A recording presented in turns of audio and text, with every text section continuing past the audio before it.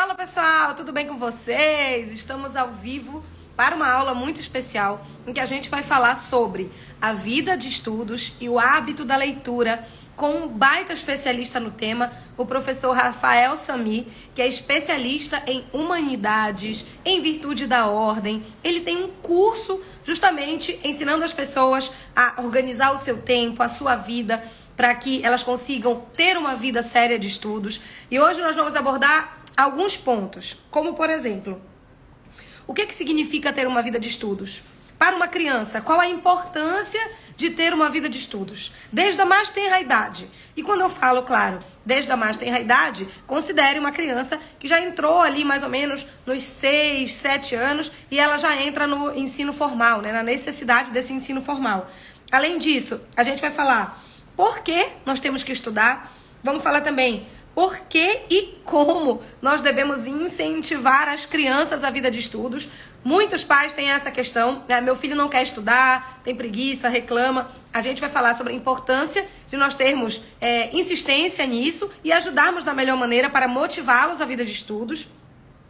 Além disso, a gente vai falar, então, como fazê-los gostar de estudar, qual a importância do hábito da leitura para os estudos, como a virtude da ordem pode ajudar as famílias a inserirem o hábito da leitura na rotina da criança. Ou seja, a live de hoje está muito rica. Eu tenho a honra de ter o professor Sami aqui comigo. Então, eu já vou chamá-lo, já que nós fizemos essa introdução, já vamos começar com o conteúdo, tá bom? Então, vamos lá.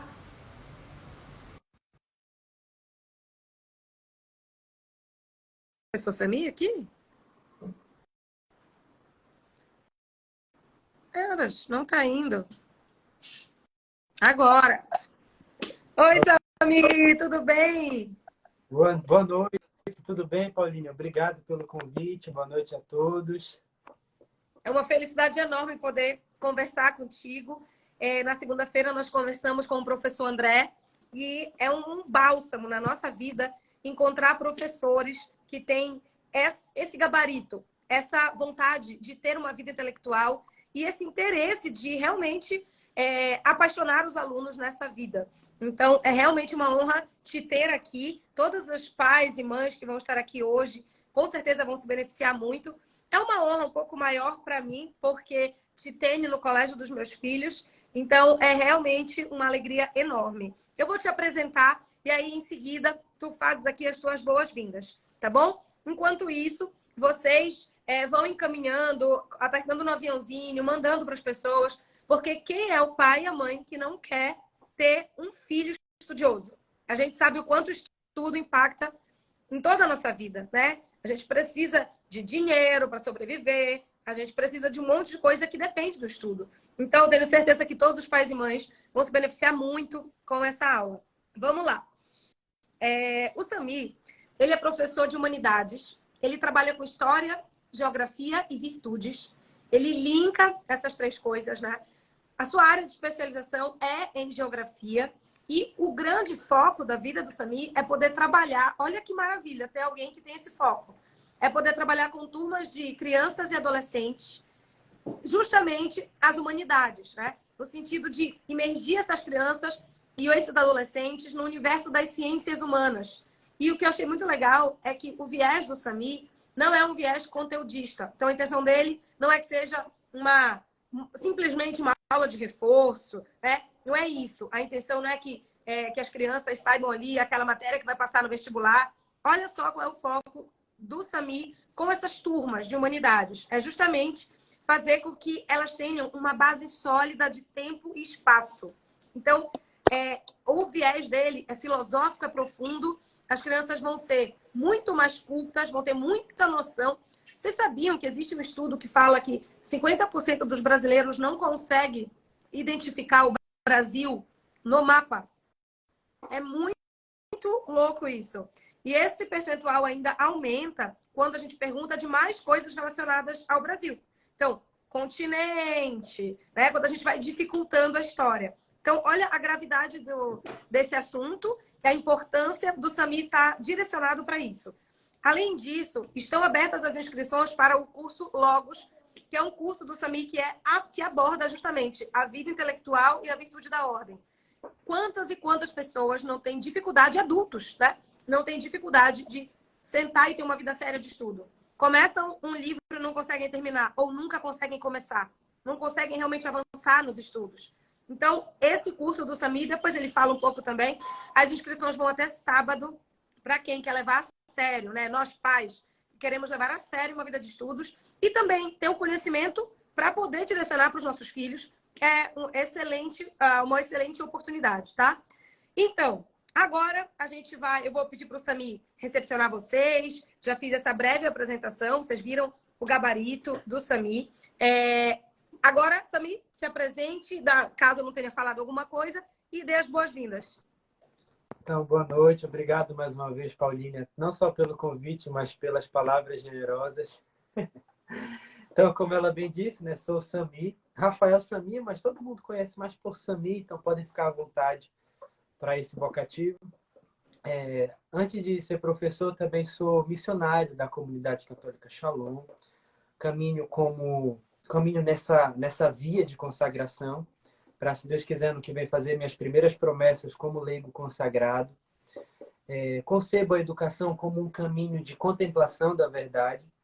Na verdade, muito mais do que isso, né? Não só o caminho de contemplação da verdade em si, mas os frutos que isso gera na nossa vida também. Porque encontrar a verdade nada mais é do que formar-se enquanto pessoa, né? Então, concebo a educação a partir desse viés humanista de que a pessoa ela é formada num todo, corpo, alma e espírito.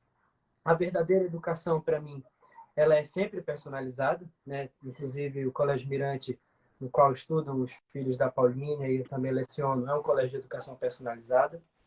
E essa educação personalizada, ela nada mais é do que entender a pessoa humana como um ser único e irrepetível, e por ser um ser único e irrepetível, dotado de vontade, inteligência, memória, precisa exatamente por isso estudar. Então, por isso também o tema da nossa live de hoje, né, os estudos sobre a vida de estudos, sobre a importância do hábito da leitura para as crianças. Porque enquanto pessoas humanas, o que nos difere dos animais, acredito que a Paulinha deve falar isso aqui milhões de vezes, é exatamente essa capacidade racional de nós cultivarmos a nossa inteligência. E isso não nos faz somente mais letrados, mais cultos, algo do tipo. Antes disso, claro, isso é importante, mas antes disso, faz-nos, inclusive, homens. Homens e mulheres, pessoas humanas. Cultivar a inteligência, ter uma vida de estudos, ter o hábito da leitura, nada mais é do que um caminho para a felicidade verdadeira. Porque é um caminho de encontro com aquilo que é bom, com aquilo que é belo e com aquilo que é verdadeiro.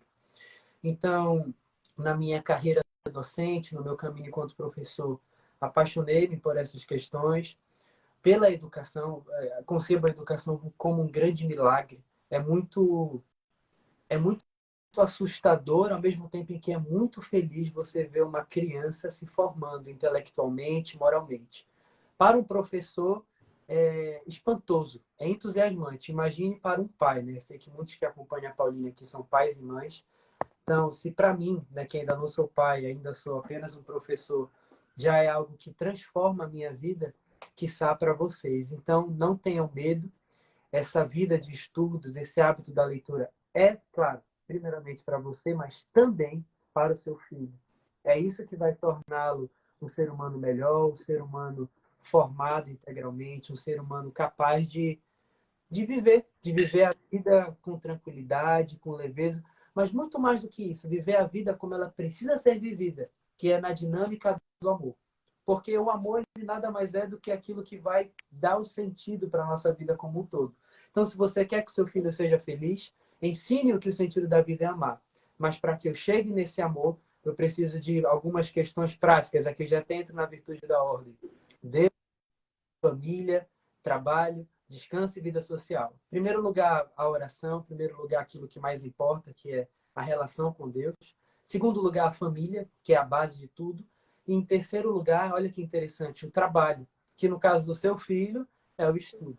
Então, desde já, nós precisamos construir essa base nos nossos pequeninos.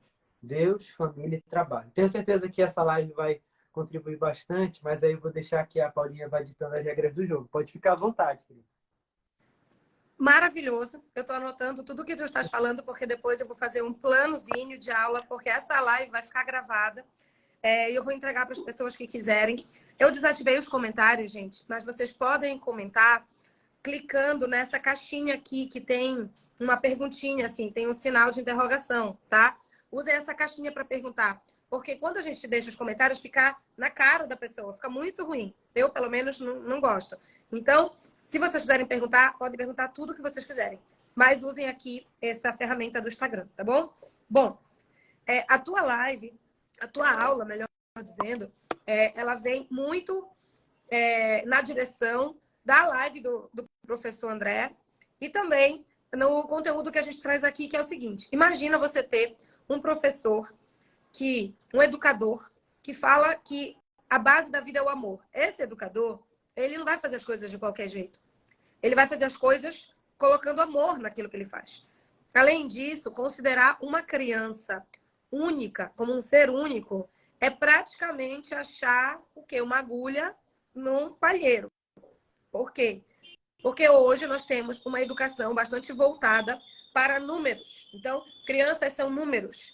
As crianças, elas têm muitas escolas. Eu saí de escolas assim, que a relação é puramente comercial.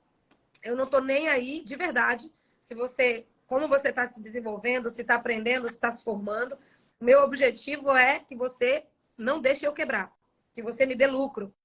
E os professores corroboram com essa visão. Eles também querem o salário e pronto, né? Acabou. Mas é claro que existem exceções dentro dessas escolas que eu falei, e o SAMI é uma grande exceção dentro de uma escola que é uma exceção geral, né? Então, no livro que eu estava lendo, que eu até comentei com o professor André, ele fala que você incentivar o hábito da leitura, né, que é o livro A Imaginação Educada, fala que se você incentivar o hábito da leitura e ter crianças realmente inteligentes, bem formadas, nós vamos sempre ser a minoria. Mas nós vamos, pelo menos, ser uma minoria que oferece uma resistência a essa cultura de massa que destrói a humanidade. Então, a gente sempre vai ser minoria, mas a gente vai ser resistência, né? Então, a gente tem que sempre trabalhar para atingir mais pais e mães nesses temas principais. Vamos aqui começar nos temas que eu falei para vocês. Então, o Samir já começou mais ou menos a desenvolver essa primeira pergunta. Ele pode seguir a partir dela, que é o seguinte. O que significa, então... aliás, eu vou até trocar, né? Eu vou dizer o seguinte. Por que a gente tem que estudar? O que é uma vida intelectual? Por que a gente... quando a gente fala vida intelectual, muitas pessoas não entendem que é a vida puramente humana. Porque para as pessoas, e eu entendo, né? Nós somos leigos nesse tema, a vida humana é a vida prática. É acordar, levantar, trabalhar. Mas a vida intelectual é o que é propriamente humano, justamente pelo que o professor Samir falou, que porque é o que nos diferencia dos outros animais, dos outros seres. Então, eu queria que o professor Samir elaborasse essa pergunta que eu prometi responder para vocês, que é a seguinte. Por que nós temos que estudar e o que significa ter uma vida de estudos, né? Certo, perfeito. Bom, em primeiro lugar, por que nós temos que estudar? Porque o hábito do estudo que vai nos tornar pessoas humanas. Pessoas humanas na sua totalidade. Pessoas humanas mesmo, não simples pedaços de carnes ambulantes. Mas o hábito do estudo, ele como que eleva a nossa razão à verdade. E isso nos faz realmente pessoas. Não consigo encontrar outra resposta para por que estudar, senão essa. Porque a vida de estudos, ela nos faz pessoas humanas. Veja, em momento nenhum eu falei aqui de vestibular, de Enem. Isso são consequências, é apenas uma culminância do processo. Tá bem? Então, a vida de estudos, ela nada mais é do que esse caminho de cultivo da inteligência, em que eu vou adornando essa minha capacidade, né, que é a capacidade intelectiva, com os bens eternos, por meio do uso da razão. Tá bem? Uma coisa muito interessante, para que fique mais claro, e também eu vou mostrar um exemplo daquilo que nós temos hoje na sociedade contemporânea. O ser humano, ele foi feito, em primeiro lugar, para a contemplação da verdade. A gente vai falar muito desse tema aqui hoje, verdade. Vai ser a palavra-chave da live. Podem ter certeza disso. Verdade. O ser humano, ele foi criado para a contemplação da verdade, para conhecê-la e para amá-la. Joia? Nesse caminho de conhecimento da verdade, nós temos duas asas, diz São João Paulo II.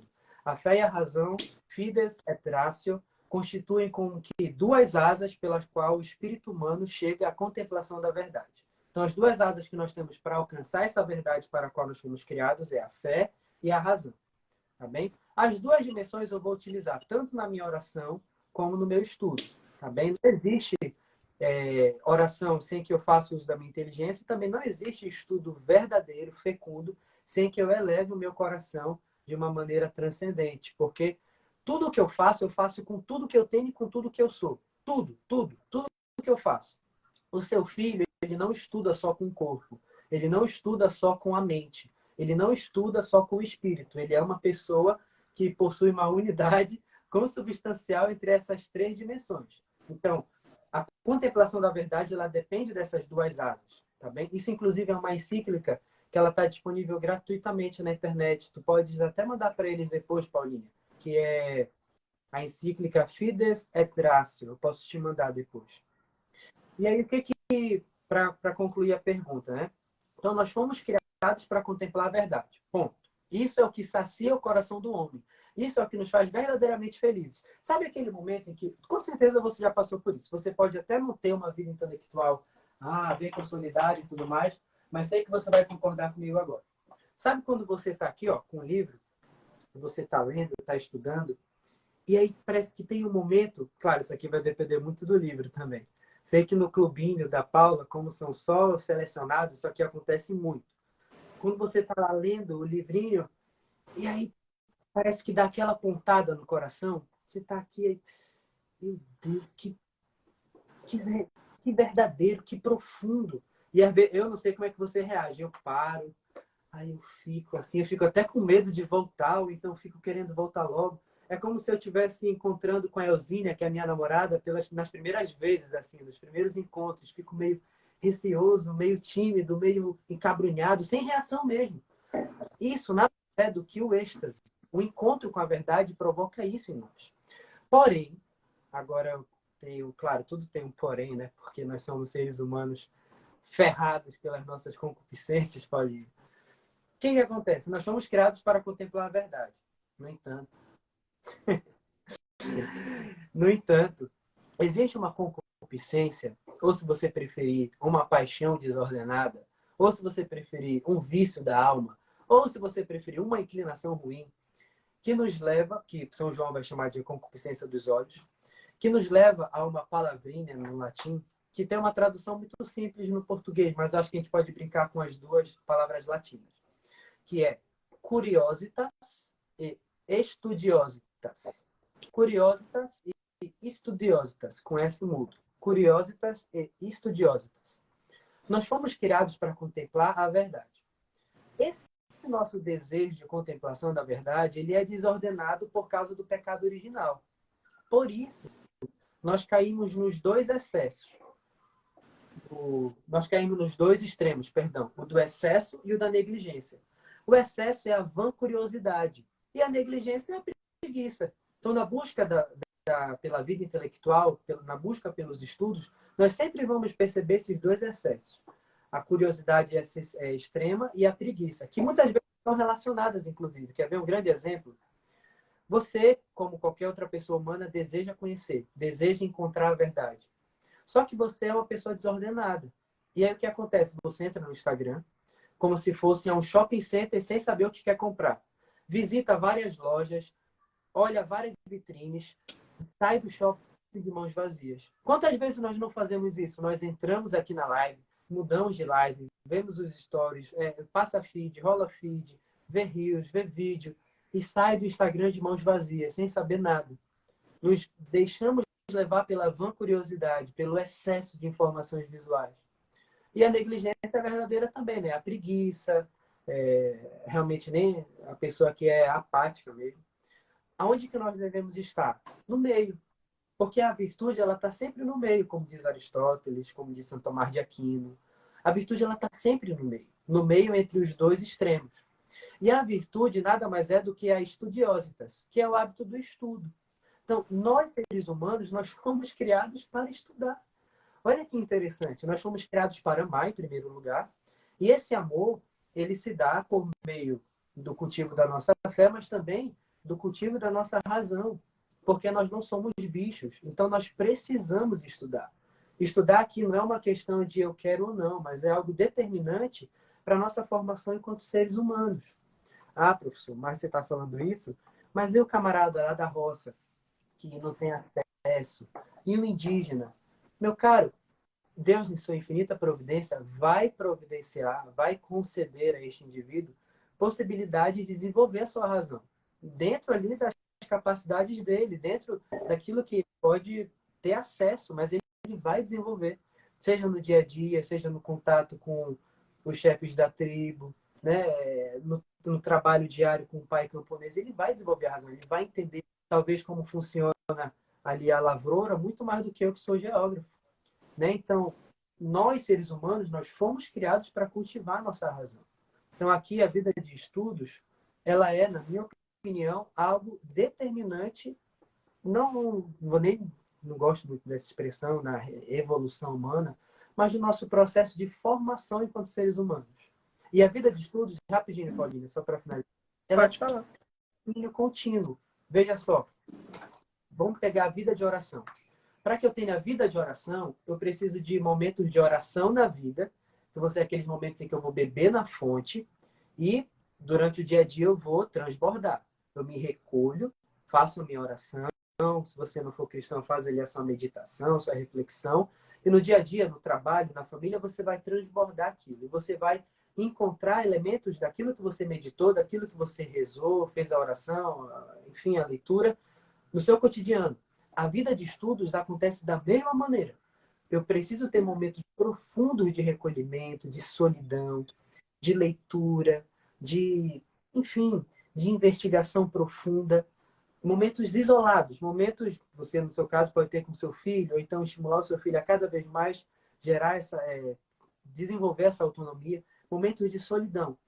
Mas o homem, sozinho, fora da polis, ou ele é uma besta ou ele é um deus, diz Platão. Então, nós não podemos também ficar só nessa solidão.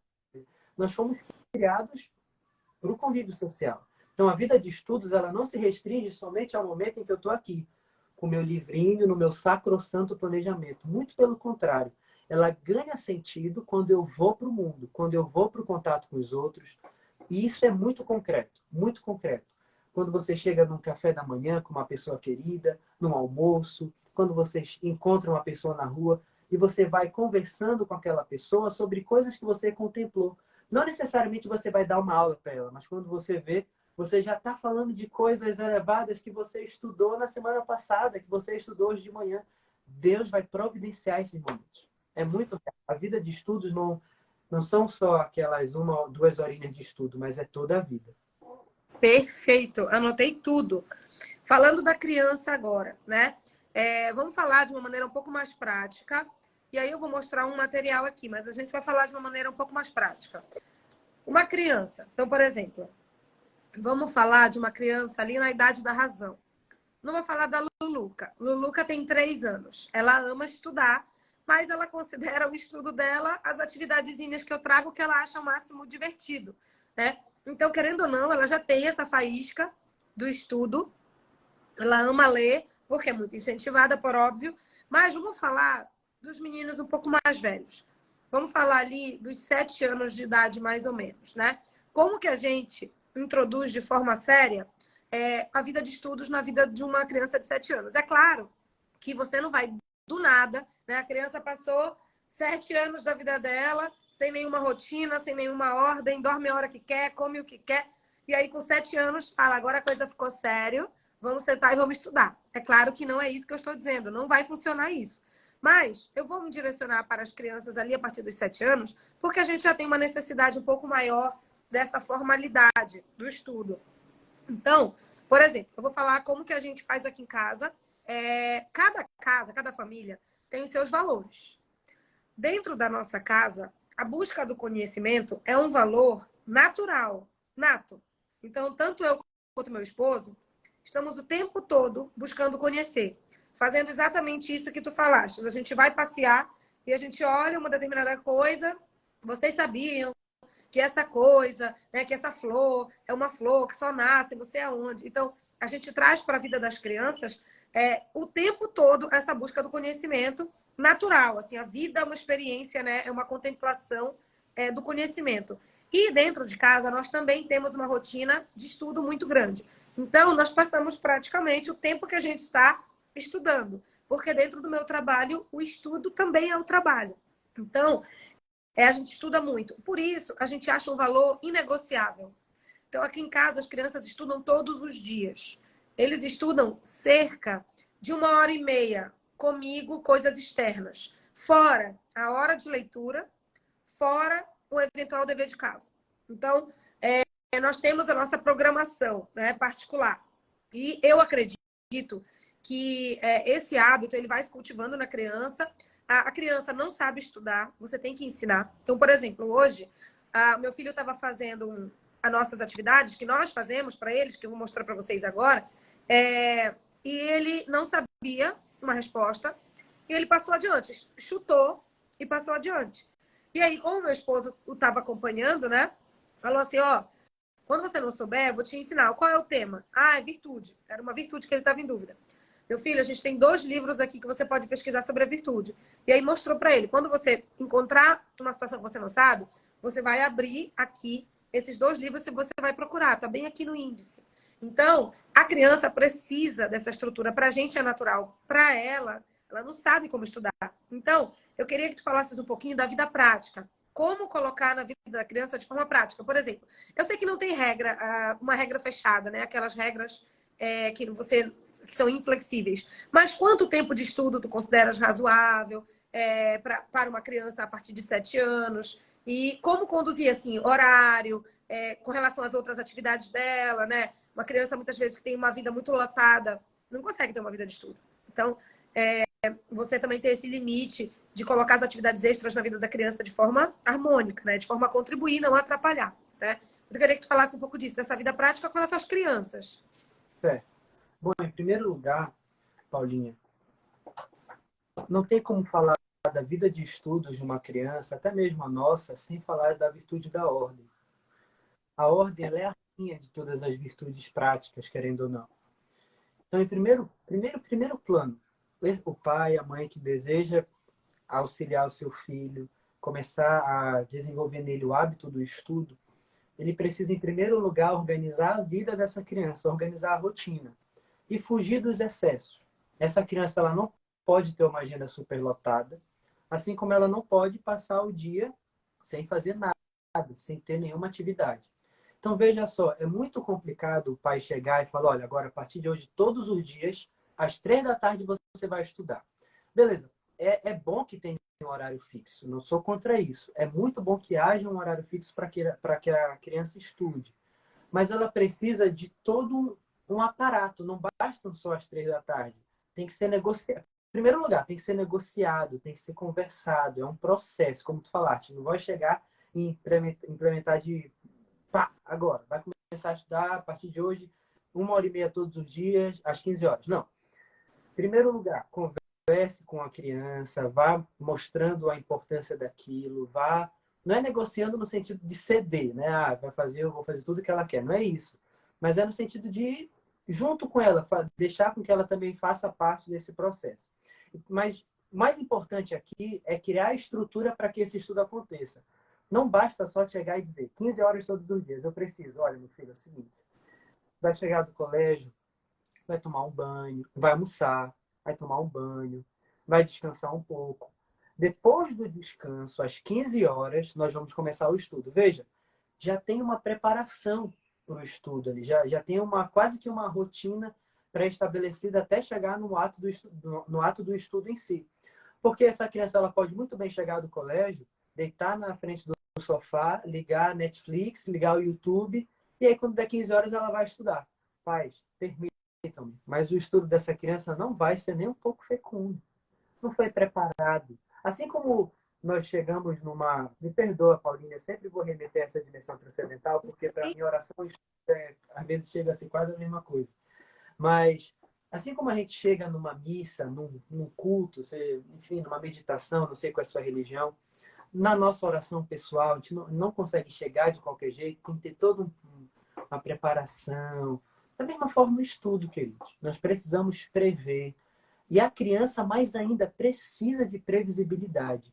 É um crime contra as nossas crianças não conceder-lhes um mínimo de previsibilidade. O mínimo. Se conosco mesmo já é um crime, que está com aqueles que ainda estão se desenvolvendo, né? Intelectual e moralmente. Então, o primeiro ponto, crie essa mínima estrutura. Chegar do colégio, tomar um banho, trocar de roupa, almoçar, descansar e estudar. Depois do estudo, tem alguma atividade? Vai estudar de 15 a 16, depois vai fazer uma atividade, vai fazer um futebol, vai fazer uma música. Ótimo. Não coloque superlotada essa agenda. Quando ela chegar em casa depois para o jantar, jante com ela, troca as impressões, conviva, tenha momentos em família. Então, o primeiro ponto é estruturar a rotina, não tem jeito. E essa rotina, claro, com o tempo você vai amadurecendo isso, mas no primeiro momento, não precisa nem ser tão apertada assim, não precisa nem ser tão bem regradinha assim. É importante que você desenvolva nela minimamente consciência cronológica. Manhã, tarde e noite. Hora et labora. Começar um ciclo e terminar. Começar o ciclo e terminar. Acordou de manhã, fez aquela rotina da manhã, foi para o colégio, almoçou, descansou, fechou um ciclo. Acordou, tomou um banho, vamos estudar, vamos para atividade extra. Chegou em casa, trocou de roupa, tomou um banho, jantou, fechou um ciclo. Agora vamos para o nosso último ciclo da noite, de preparação para o sono, divertimento mais leve. Então, crie na criança essa consciência cronológica, porque isso vai ser muito importante. Essa previsibilidade ela é indispensável. Pronto, conseguimos organizar minimamente essa estrutura rotineira. O estudo em si, como é que ele vai ser? Em primeiro lugar, eu vou falar de uma realidade um pouco mais complicada, que é a realidade de pais que não ficam em casa à tarde, que trabalham fora. Acho que é importante falar isso. Professor, meu filho, ele não fica comigo, ele fica com a minha mãe, ou então ele fica com a secretária, eu não tenho como dar essa assistência. No primeiro momento, o que eu recomendaria? Dê seus pulos para tentar chegar o quanto antes em casa, à noite. Né? Se você chegar ali 18, 19 horas, tente chegar sempre o quanto antes, faça ali aquele momento de janta e tudo mais, mas tente estudar com ele, pelo menos nesse primeiro momento, se ele ainda não tiver o hábito do estudo. Porque, como a Paulinha disse, estudar se aprende, estudar precisa de método. Não, é muito injusto chegar com uma criança de 7 anos e dizer: tá aí, moleque, vai lá, vai estudar. Poxa, não quer fazer nada, só fica nesse celular, só fica nessa televisão. Mas precisa de direção, precisa de condução. Né? Uma criança, ela precisa ser ajudada pelo mestre, pelo pai, pelo professor. Então, em primeiro lugar, ensine seu filho a estudar. Ensine seu filho a pegar um livro, a fazer uma leitura bem feita. Inclusive, veja se seu filho não tem um problema de alfabetização, né? Porque muitas vezes, com os 7 anos, a criança ainda não sabe ler muito bem, troca muitas palavras. Se for necessário ir na base, sem medo, vá na base, mas não deixe passar desapercebido, sobretudo essa parte da gramática, essa parte da leitura, que é o âmago do estudo. Então, vá ajudando, vá ensinando seu filho. Me permita, Paula, falar rapidamente o que eu concebo enquanto um estudo realmente produtivo, fecundo, acho que pode ajudar. Então, o que você pode ensiná-lo a priori? E também é bom que depois ele vai desenvolvendo a capacidade de fazer isso sozinho, tá bem? Sozinho. Quanto antes ele for tendo essa autonomia, é muito importante. Mas só um parênteses, antes de falar sobre isso. Estudar em casa, queridos, não é apenas fazer o exercício, fazer o dever de casa. Já fez o dever de casa? Já. Isso. Isso não significa uma vida de estudos. Isso é, no máximo, um dever de Estado que ele tem enquanto estudante de um colégio. Isso não é necessariamente o cultivo da inteligência. Claro, faz parte do processo. Um dever de casa bem direcionado, bem feito, é muito eficaz. No entanto, o seu filho, mas ele tem só 7 anos, ele tem só 8 anos.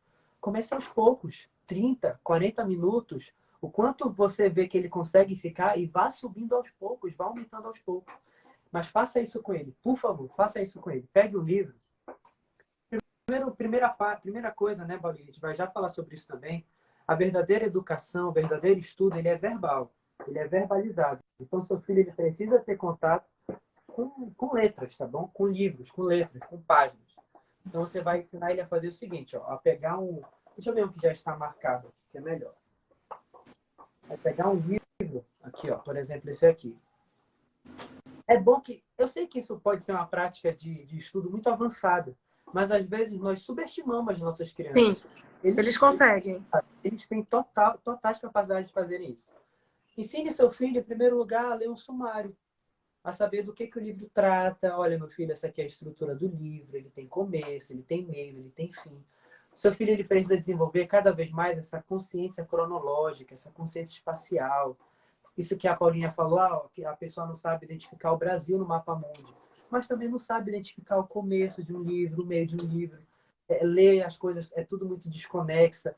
E o nosso tempo, ele incentiva muito isso, essa dispersão, essa desconexão entre as coisas, tudo muito superficial.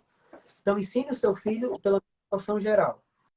Depois da noção geral, você pode passar para a leitura em si. E aqui na leitura, acredito que seja a parte mais importante, Pauline. Isso aqui eu bato na tecla com os meus alunos de 10 anos de uma maneira assim muito forte. Hoje, para vocês terem uma noção, eu levei para a sala eu não estou com uma amostra aqui para mostrar para vocês, um exemplo para mostrar para vocês. Mas eu levei para a sala uma apostila sobre mitologia grega. Eram 7 páginas A4, 7 páginas grandes, preenchidas A4, explicando lá um texto falando sobre a mitologia grega, falando, enfim, explicando todo o contexto e tudo mais. E no primeiro momento da aula, 30 minutos leitura pessoal, lendo, marcando, anotando. E eu vou ensinando isso daqui para eles, que eu vou falar para vocês agora. Durante a leitura, a nossa leitura tem que ser sempre ativa, tá bem, pessoal? Ativa aqui, por favor, não é leitura dinâmica, tá? Esqueçam isso, pelo amor de Deus. Aqui, quando eu falo leitura ativa, é uma leitura virtuosa, é uma leitura prática, é uma leitura atenta, é uma leitura esmerada. Ensine seu filho a ler sempre com um lápis à mão, com uma caneta, com marca-texto, para que ele faça isso aqui, ó. Ele vá marcando as partes mais importantes, para que ele vá catalogando o livro, para que ele consiga ir desenvolvendo essa ordem sistemática nos estudos. E veja, é importante que conforme ele for criando autonomia, for criando maturidade, ele consiga fazer isso bem aqui, Paulinho. Sublinhar a parte mais importante e escrever na margem do livro a ideia central, ter essa capacidade de resumo, de síntese. Só para fechar, eu já te passo, Paulo. Isso que eu estou mostrando para vocês, inclusive, é uma técnica milenar. Os grandes gênios da história da humanidade estudaram assim. Ah, como, Rafael? Por meio, a gente poderia aqui, enfim, outras lives, a gente vai marcar, Paulinha, educação liberal, etc. Mas aqui eu recomendo uma outra leitura de 6 páginas. Eu posso também te mandar o PDF que está disponível gratuitamente, não é assalto, tá bom? É porque realmente ele é um domínio público mesmo, tá? Me Inclusive, manda sim. Paulo, que é o Opúsculo de Hugo de São Vitor sobre o modo de aprender e meditar. Um santo que escreveu sobre como estudar. Um santo que escreveu sobre como aprender. E veja que simples, ele diz o seguinte, em primeiro lugar, humildade. Humildade de saber que nós não somos os mais inteligentes e também saber que nós não somos completamente ignorantes. E aí, na dimensão prática, leitura. Então, você tem que ensinar seu filho a ler bem. Segundo passo, ou melhor, ainda nesse primeiro passo da leitura, sempre um lápis à mão para fazer as devidas marcações e anotações na margem. Segundo passo, meditação, ou seja, pensar naquilo que leu. Terceiro passo, memória, guardar na memória o que aprendeu. Por que esse medo da memória? Por que esse medo de que seu filho decore? Ah, porque é decoreba, não sei o quê. Mas sim, como é que eu vou construir uma casa sem tijolo? Como é que eu vou colocar um telhado sem parede? Como é que eu vou pintar uma parede sem reboco? Como é que eu vou ser inteligente sem ter coisas na minha mente guardadas com o coração, decorar isso? Então, leitura, meditação, memória. Quarto passo, escrita. E o último passo, eloquência. Como é que eu vou ensinar uma criança de 7 anos a fazer isso? Vamos para a prática. Veja como é simples. Leitura. Seu filho vai ler o livro, vai ler o texto, vai ler a atividade, vai ler aquela... Com 7 anos, a criança pega muito aqueles textos de interpretação em língua portuguesa, né? Ele vai ler o texto. E aí ele vai, poxa, fala sobre o quê? O que foi que eu acabei de ler? E é bom que ele pare para meditar. Ah, como é que é essa meditação? Querido, 30 segundos contanto com que ele pare para pensar no que ele acabou de ler, contanto que você estimule essa criança a refletir, a parar diante de si, diante do texto, diante daquilo que foi lido. Em seguida, guardar na memória o que foi importante. Guardar na memória. Ensine seu filho a guardar na memória. Ensine seu filho a decorar palavras, a decorar conceitos. É o que vai dar o substrato. E aos poucos a gente pode aprofundar nessa questão da memória. Eu teria muita coisa para falar. Mas aí depois da memória, escrita. Quanto antes, comece a estimular o seu filho o hábito da escrita, a resumir o que ele vai lendo. Aqui eu não me detenho mais a 7 anos, tá, Paulinha? Mas tipo assim, 7 até uns 11, 12 já. 7 a 12 anos, tá bem? Leitura, meditação, memória, escrita. Ensine seu filho a fazer resumos, a fazer mapas mentais. E, por fim, eloquência. Meu filho, o que é que você estudou hoje? Explique para mim. Explique para o pai, explique para a mãe. Eu tenho alunos no 6º ano, passei para eles recentemente uma tarefa de redação. Escreva uma redação sobre o que você aprendeu do Egito Antigo e da Mesopotâmia. Impressionante, Paulinha. Impressionante. Crianças assim que têm o hábito da leitura, que têm o hábito da escrita, que têm o hábito de estudar dessa maneira, que todos nós aprendemos, que todos nós aprendemos a fazer, escrevendo divinamente bem, com pontuação, Tu falaste com argumentos assim, ensine-o a fazer resumo e... Eu perdi. mentais, mapas Mapas mentais, mentais, perfeito. Ótimo. Desculpa, pode seguir. geografia física, climatologia, elementos e fatores do clima, tá bem? E vai pegando, vai puxando. Enfim, ensine seu filho a estudar. Ensine seu filho a estudar. Esse é um tema que vai longe, né? Como a gente já tem que ir encerrando a live, eu só vou dizer o seguinte, que essa questão, puxando um pouquinho aí, foi maravilhosa essas tuas dicas práticas. Falando um pouquinho das humanidades e da forma de ler, né? Ensinar a ler. Quando eu comecei a estudar sobre leitura e comecei a ensinar para os meus filhos como ler, que também não é algo, né, instintivo, é algo natural do ser humano, porém, não é algo que... aliás, é algo instintivo, mas não é algo que você já... essa intuição basta. Você precisa aprender a ler. E ler não é estar alfabetizado. Eu sempre falo isso para as mães dos meus, ou do clube ou do programa.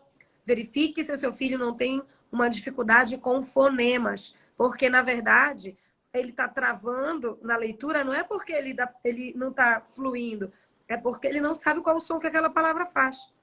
Recentemente, nós lemos O Mestre Gilles da Aldeia, que é um livro de Tolkien, e algumas crianças falavam Mestre Gilles. Então, o que eu fiz? Eu conversei com os pais, fiz uma aulinha breve e disse o seguinte, vamos lá, vamos conversar com essa criança sobre os fonemas. G com I não forma GI, sempre vai formar GI. G com E sempre vai formar Gé, né? Então vai ser girafa, vai ser geografia. Então a gente volta um passo, não tem por que ter pressa, não tem por que pular etapas. Isso vai ser uma lacuna muito ruim. Eu queria só comentar essas coisas e para a gente partir para o final, eu queria dizer o seguinte, que as humanidades, elas são fundamentais para o estudo, de uma maneira geral.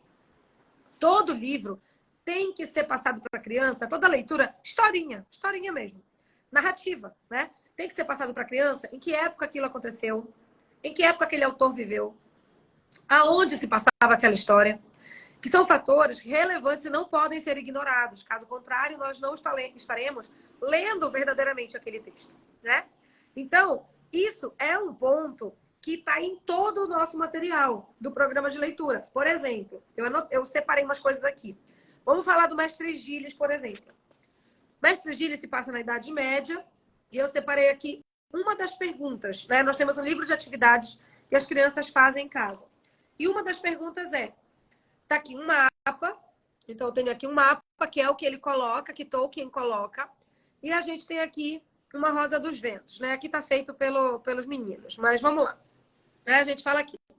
Um mapa é uma representação visual de uma região. O livro começa nos mostrando este mapa ao lado. Sobre ele, responda ao que se pede. De onde é este mapa? Aí a criança tem que contextualizar que é do Reino Pequeno, né? Que é o reino inventado por Tolkien.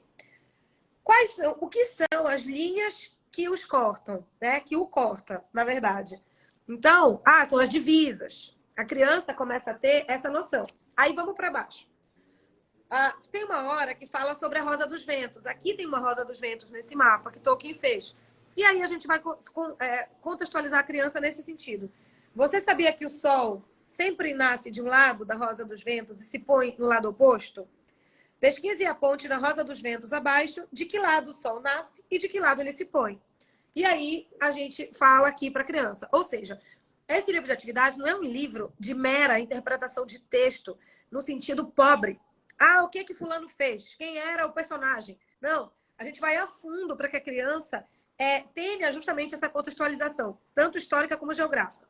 Vou te dar outro exemplo. Aqui tem um outro livro, que é o livro dos heróis.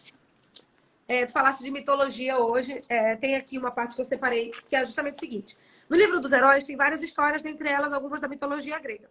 Aí, a gente tem aqui a história da Esfinge. Uma das questões que a gente trouxe aqui para a história da Esfinge é essa aqui. Eu vou ler para vocês. Essa história se passou em Tebas, cidade da Grécia. Escreva o nome dos países cujas bandeiras estão apresentadas abaixo e circule o país em que é situada esta cidade. Então, a criança tinha que fazer isso e circular onde ficava Tebas, né? Na Grécia. O mapa abaixo representa qual continente? Responda no local indicado, assim como os países que estão em destaque. Então, que continente é esse? Só batendo o olho. E que países estão destacados aqui coloridinhos? A criança tem que fazer. Ou seja, é algo que eleva e muito o ensinamento, o aprendizado da criança. Um outro exemplo, a gente tem uma história lá que se chama Naveguem, Naveguem. E aí, a gente conta um pouquinho da história dos mapas. A gente fala assim nessa questão. Abaixo você vê o primeiro atlas moderno. Ele foi feito em 1570 graças aos heróis que seguiram em frente durante o período das grandes navegações. Sobre esta informação, faça o que se pede a seguir. Aí pergunta, procure no dicionário o significado da palavra atlas. Pesquise e mencione abaixo o nome de um grande navegador responsável por alguma grande descoberta e diga o que ele descobriu. Há quantos anos atrás este primeiro atlas moderno foi feito? Então, são coisas que realmente vão além. Então, todo o nosso material exige além, que a criança busque. Então, a gente recomenda que os pais procurem ter uma enciclopédia em casa, que eles tenham um atlas, né, para que a criança não vá buscar no Google isso, para que ela aprenda essa questão do esforço, né, que é fundamental. E, por fim, nós temos aqui em Heide, que foram esses três que eu separei, que é um livro lindo que se passa nos Alpes Suíços, a história, uma parte nos Alpes Suíços, uma parte em Frankfurt, e também a primeira questão aqui é contextualizando geograficamente, né, as crianças. Então, a pergunta é, o livro começa com uma belíssima descrição de um caminho que leva a qual lugar? Até os Alpes. Segunda questão, este é o mapa mundi. Marque com um X onde você mora e com outro X onde se passa a história do livro. Então, a criança começa a ter realmente uma noção geográfica. Ou seja, o estudo ele é fundamental. O hábito da leitura, não há vida de estudo sem o hábito da leitura. Quanto mais tarde a gente deixa para introduzir na vida da criança, mais difícil vai ser. Então, se você tem um filho, provavelmente, vamos lá, de 14 anos, que ele não tem o hábito da leitura, ele vai enfrentar a dificuldade. É difícil porque ele muitas vezes não sabe ler, não tem essas dicas que o professor deu hoje, como fazer as anotações do lado. Por exemplo, hoje eu estava lendo esse livro, né? A Arte de Ler. E nesse livro, ele cita, por exemplo, faz uma citação de Voltaire. E aí eu digo assim, vou estudar quem é o autor desse livro, porque ele fez uma citação de Voltaire.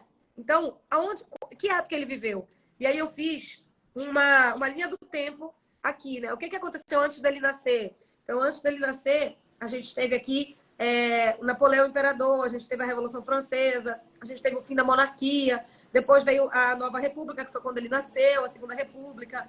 Por que eu digo isso? Isso aqui é meu, isso aqui é estudo meu. Porque isso te ajuda a entender de fato as citações que aquele autor faz, as alusões.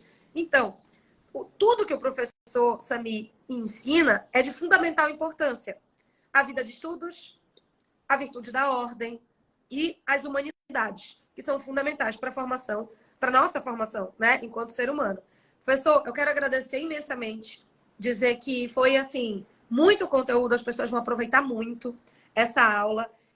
Eu te agradeço de verdade. Tu és um grande professor, um grande homem. Eu tenho certeza absoluta que a tua referência como educador para as crianças, né, para os teus alunos, faz enorme diferença. Enorme. Hoje mesmo, meu filho chegou em casa contando um trecho da aula, falando que tu subistes numa cadeira. Uma cadeira era virtude, a outra cadeira era o vício. E aí ele fez para mim dizendo, mãe, não tem como a gente ficar nas duas cadeiras, porque senão a cadeira escorrega.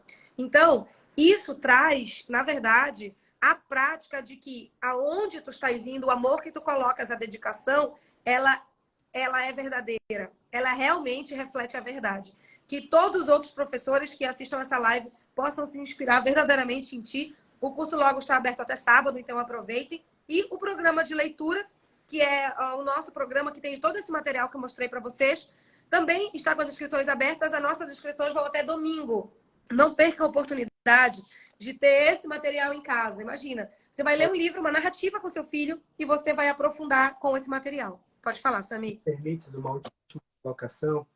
Acredito que fecha com chave de ouro, né? A gente conversou muito hoje sobre vida de estudos, mas enquanto tu mostravas o material que vocês elaboraram, e pensando nesse material e também nos livros que vocês selecionaram para o programa, algo que para mim é muito concreto é que vai muito além de uma vida de estudos, nesse caso, o que o programa estimula.